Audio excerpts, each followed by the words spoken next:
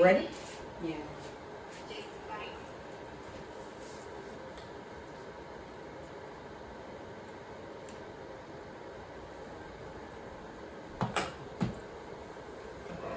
This is exciting. Sorry, I'm excited. I've been like really wanting to just talk to other women badly. Like I don't bite, okay? And I don't bite. No, did I bite you? No, not yet. Okay, see, she knows what the fuck is going on, okay? But so this is like really dope for me. So why this is Give It Some Raw podcast, where we say the shit you niggas scared to say, and if you feel played, the beat your mom. Like stop Argue with your mom, please. Like please. You already know what's going on. I have a super special guest. Tell people your name, where they can find you at on the socials. Awesome. So I am Miss Music. That's I am MSMUSIC. I am Miss Music on Instagram, Twitter, wherever you want to find me. And yeah, I'm a comedian. Yeah. I'm a comedian amongst other things. I'm a comedian. I'm a water safety instructor. I'm a case manager by day. It's a list. It's a list. Start getting into the bag. This is like the second woman I've talked to this month that's just getting to the bag, man. Cause why not? So like, tell me a little bit of what made you get into comedy. Like, what was the first interaction you had with somebody, or like, man, you know what? I'm gonna do this comedy thing. So I've always loved music, always been a lover of music, always played clarinet. I've been singing for some years, and just always had a love for music, but never really understood how that was gonna fit into what God had for me. And you know how our parents raise us, you gotta go ahead and get a degree, get you a job, figure that out. Right. So I was like, well, that entertainment ain't for me, because I need my degree, my daddy ain't playing with me. Okay. So I went ahead and went to Southern, but me graduating from 3-5 and being immersed in the New Orleans culture, like in the heart of the culture, I started seeing different things like the comedy goons, like Bishop Payne's comedy, Mario, Mark Caesar, Jose, and all the rest of them. And then you have people like Messy Maya. Yeah. And I'm seeing these videos. My favorite video is this video called Shake New Orleans Girls Scene. Yeah. It's by Team Bishop Pants, and they bodied. They bodied what it is to be a New Orleans woman. And they have friends, cause girl, I love that. It was like girl, cause bitch, and it was just so funny. Yeah. And I just see these men with these wigs and these do-rags and these different things, and they trying their best to portray black women because we're not really represented. And I'm just like, why can't I be our representation? I love it. Why can't I be the one that's doing these jokes and saying it? Because I talk like that already. That's really my life. So why can't I be the one? So I started on being interested in comedy like that, but I didn't really start like be proud enough or courageous enough to actually do it until I saw the 85 South Show, which is Chico B, Karlous Miller, and DC Young Fly. I love them. I started watching them and studying them in like 2018. And just been going from there. I guess since 2018. Yeah, since 2018 I've been doing comedy. I haven't been doing it long. What was your first time doing stand-up like? Like, were you nervous? How did you prepare for it? Ooh, child. So, our first time doing comedy, I was in Memphis, Tennessee. I'm teaching, and I don't think COVID has happened just yet. I think it's early. It's early. Ain't COVID ain't happened just. It's 2019. So I'm teaching in Memphis, and these kids is something else. And I'm a music teacher, so I really am Miss Music. Like I was in a classroom, and kids would literally call me Miss Music, and I would answer. This was up. I'm doing the comedy. I'm like, I'm doing the teaching and everything, and it's getting kind of rough. I didn't figure something out, and I lived and at that time I lived in Cordova, which is like up the street from Chuckles Comedy House. Oh, okay. So Chuckles Comedy House right around the corner. And I'm so in love with 85 South, they come in here. Oh, I'm going. Okay. I'm showing up. And y'all need to listen, okay? I'm showing up. Right. All I gotta do is be in the room. No, Leslie gonna be there for me. Exactly. I just need to be there. Ooh, so, like me. I showed up to the Chuckles Comedy House, and I was asking questions on what is comedy, how do you start doing comedy. Like, there is no school of comedy. There is no place where you can actually learn. It's either you get out there and you ask some questions, either you'll network and then you figure it out, or you do the social media route like everyone else has been doing recently, and you blow up from that. So I had to figure out what my lane was going to be, so I called myself studying. Like, how am I going to do this? I'm going to find somebody who has done what I want to do and put my own spin on it. I'm going to figure out my way like that. Man, when I found out how much work it was going to take for me to actually, like, even get to that point, it's people that's been doing comedy for 10 and 15 years who is just now getting recognition. Right. I had to suck that up. I had to swallow that. That's a hard pill to swallow. Thinking like, oh, I'm finna get in this. I'm finna be in my bag. No, sis, you're not. You finna be broke for the first 2 years. Like, you need to go ahead and get you a 9 to 5.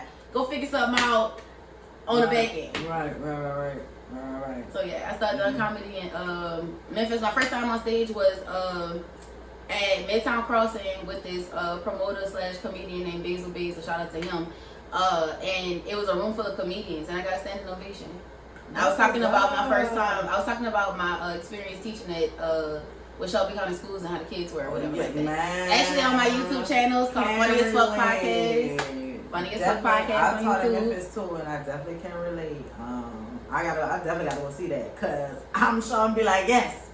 Our first time on stage is definitely recorded and on YouTube. It's on my Funny as Fuck Podcast on YouTube. So who mentors you, or who was a person who you leaned on when you were beginning of starting your comedy career versus now?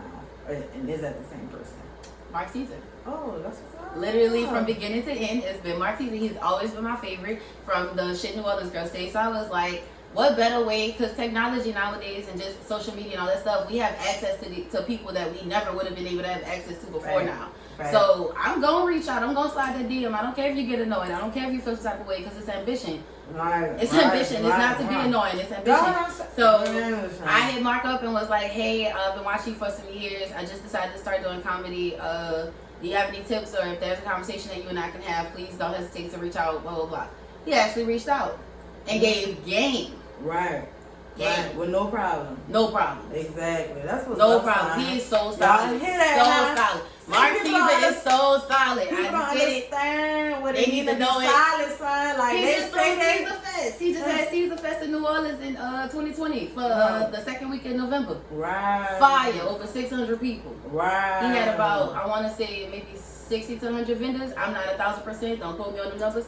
But they came out and showed out. He did his damn thing. And it's just motivation. His business mind, his intellect, the type of person he is. He's definitely a gentleman, but he still can hit you with them paws like Juvie. It's just like a start all the way around. People don't understand what it means to be silent. But so I keep saying my mentors are people that I choose to study, or people that I choose to follow, because not everybody has the right teaching.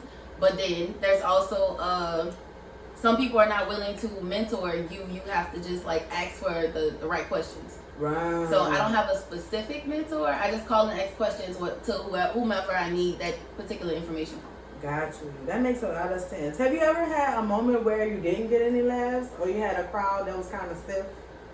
So ironically, this past Monday, I opened for Karlous Miller. I did a 10-minute set for Karlous at the Arlington Improv, and it was different because the lights are different, the crowd is different. It's not an open mic. It's a transition from starting comedy, doing open mics, and just kind of, trying to get your face on or move around and get your feel for the stage, versus being on an actual stage with a more mature audience and like having to like feel that silence. Like, I got laughter. It was not a bomb, but you're your own worst critic. I'm so hard on myself when it comes to my comedy and what I'm doing, because nobody has given me a gauge of what's funny or what I could be doing or what do my supposed audience like or whatever like that. Like, I don't have a gauge on it, so it's me that has to critique what's going on. Should I post that? Should I not post that? What should I say? What shouldn't I say?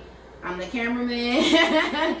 I'm the HR department. Okay. I'm the fucking manager. Okay. I'm everybody. Okay. On the team. I am the team. Okay. And the team is me. The team is me. I am the team, and the team is me. Okay. But yes, I always was curious about that, because like for the long people be like, you should do comedy. I'm like, son, I don't be trying to be funny. Like, but you are. I'm a fan, sis. I'm a fucking fan. Sis, I'm a fan. Like, I don't You are hilarious. You don't even be trying. That's how I became a comedian. I don't even be trying. Woo. Oh, thank you. You know, people be hating. You gotta give people their flowers while they're living. For real. You are hilarious. Girl, I don't be trying. I was excited to see somebody that looked like me. Bitch, I thought I was branded. Bitch, I thought I was branded my entire childhood. You couldn't tell me shit. Okay. I was in double platinum. I was in that Cinderella movie with the Asian daddy and Whoopi Goldberg. Said that was me and me was it. Like, fuck around with you.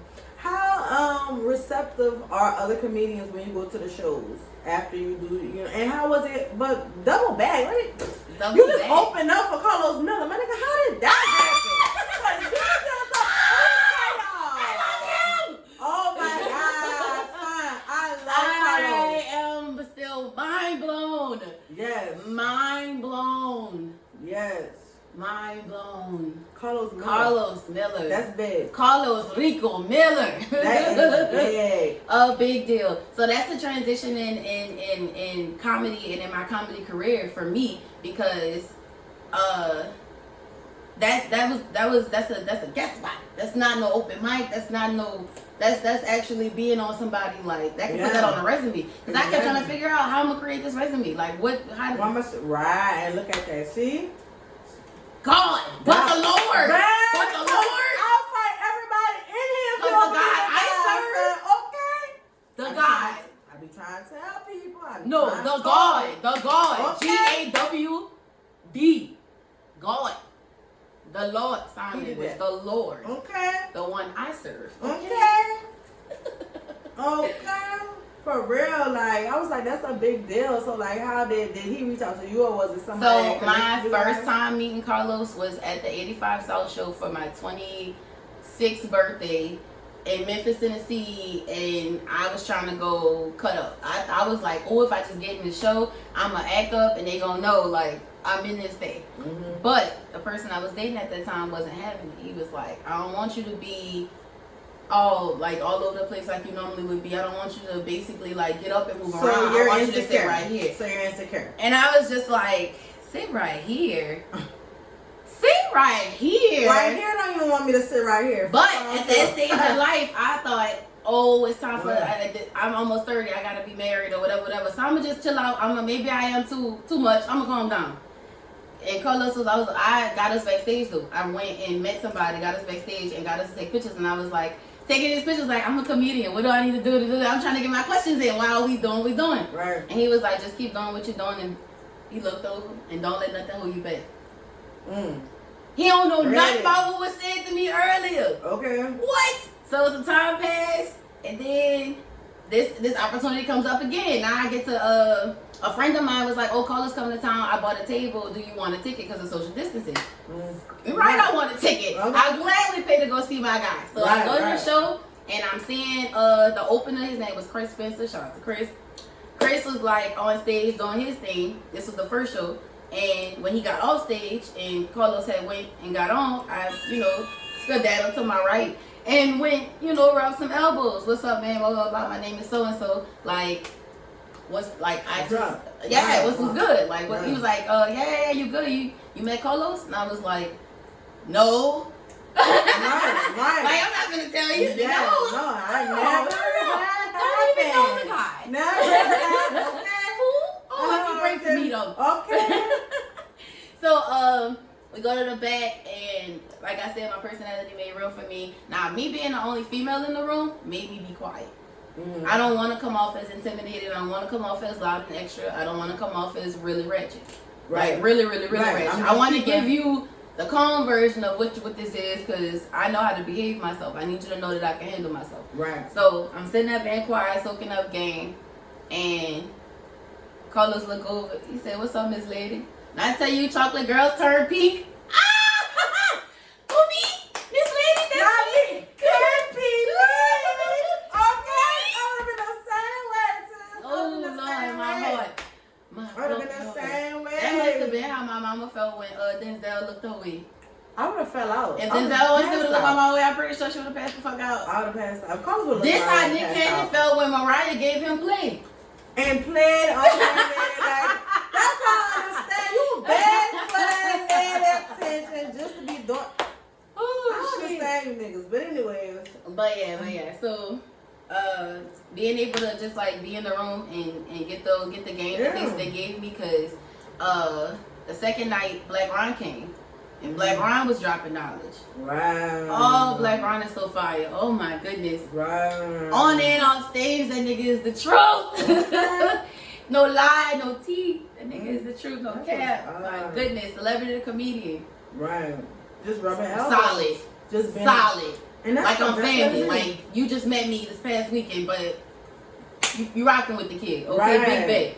And exactly. I've seen, and I've listened to other comedians like Kamira White, Precious Hall. Precious is from Oak Cliff. Kamira's from LA, but they do a podcast called On These Hoes. Oh, okay. And it's with All Deaf Digital. They talk about the different experiences that they've had with dealing with men and how things are gonna go in the game. So I'm basically like, with me studying, prepared myself for like, okay, what's about to happen? What's going, like, they gonna try to shout on me. I had in Memphis, somebody booked me for a show to be the headliner, which is a really big deal. Right, so of course. There's open mic, there's a guest spot, there's a feature, and then there's the headliner. Right. You asked me to be the headliner, and you want me to do 30 minutes, but you only gonna pay me $50, and it's a plate of food. You want me to drive 2 hours? I have no place to sleep. And that's 2 shows, 2 nights. It's 2 nights. So it's Friday and Saturday in Martin, Tennessee for $50 on a plate. Now, I low-key didn't mind, because you got to get it how you live. The grind is the grind. Yeah, get it how you that's live. true. But I had some OGs in Memphis hit me up like, sis, nah, fam. You making it hard. It's going to make it harder for other comedians and that's the facts. And people to like really you gotta set the bar. Yeah, it was like that's not what's up. Like you playing on your top. So I took it for what it was, and I just was like, I took a rain check and was like, maybe under better conditions, or maybe when I get my enough material for that. Right. Then I'll go ahead and do that. You're not about to play on my top like that. No, like not for all that. Do people walk up to you and expect you to be funny? Like, have you ever had that? Like, hey, can you tell us? So it happens all the time. When I first realized I wanted to become a comedian, and I was like, how do I do it? I realized I needed to just speak it. So I just started saying it. I'm a comedian, and I would just tell people I'm a comedian, and I would just keep on going. And so one day I told my dad, and I was like, Daddy, I'm a comedian. And he was like, tell me a joke. You ain't no comedian. You ain't funny. Tell me a joke. I said, bitch, my whole life is a joke. And he died. He died laughing. And I tried to keep a straight face when I said this shit. Right, he died laughing. Right. I'm so serious. My whole life is a fucking joke. We got jokes for years. Years, nigga. 28 of them bitches. Okay. How was the transition moving from New Orleans to Dallas, and why the transition? So I actually didn't move from New Orleans to Dallas. I moved from Memphis to Dallas. Oh, okay. So when I went to from my first time leaving New Orleans was obviously Katrina, but after graduating from 3-5, I went to Southern University. I marched in the band, and I stayed in Baton Rouge for like 7 years, just to kind of like be in school, graduate, and get a feel of being an adult, quote unquote. Right. Then it was, I can't find jobs in my field here. So the most money I would make is a case manager or for people with disabilities in Louisiana is 30 grand. But at the time I was only making 27, and they wasn't gonna pay me more, and they told me I was not gonna get more. Oh, no. And there were no other jobs really open like that. So I really was just gonna be sitting up shit free, just taking what I could get. No. So one of my craft sisters, which is one of the people that march in the band with you when you come in your freshman year, she was like, you come up here to Memphis, I'ma pay for you to come up here. Oh, well, yeah, I'm gone. That's God. I'm gone. I'm gone. Else, right. Couldn't find a job for almost a year or so, to where I ended up having to like sub-teach or whatever. So now I'm teaching, and I want to do comedy, but I need to figure out how and where. So now I'm in Memphis just doing comedy, figuring it out. Right. And after a while, once I did my study of comedy, I realized comedy cities were my main point, because I need to be where it's immersed, where I could be immersed in comedy. And so Dallas, Atlanta, Memphis was cool on the comedy scene, but random thought, this lady, Miss Latoya Tanilli. She's a comedian, and she just opened her own comedy studio or like a. No, this is a comedy. It's called the Comedy Jump. Okay, so it's a space. It's an actual space. They do headshots. They do comedy. They have a comedy camp for kids for the summer. Where is that? That's in Memphis. In Memphis. Oh, okay. So like she opened her own comedy club because there were no avenues for us to be able to actually do comedy as women or just for black people. Period. So I'm super inspired by her. Like for her to have her own stuff and for her to be doing her own thing. But yeah, in Memphis there wasn't that much of a. Memphis people are very aggressive. Yeah. That like worse than New Orleans, worse than New York. Aggressive. I tell people that all the time. Memphis and they don't believe us. Like they're so aggressive.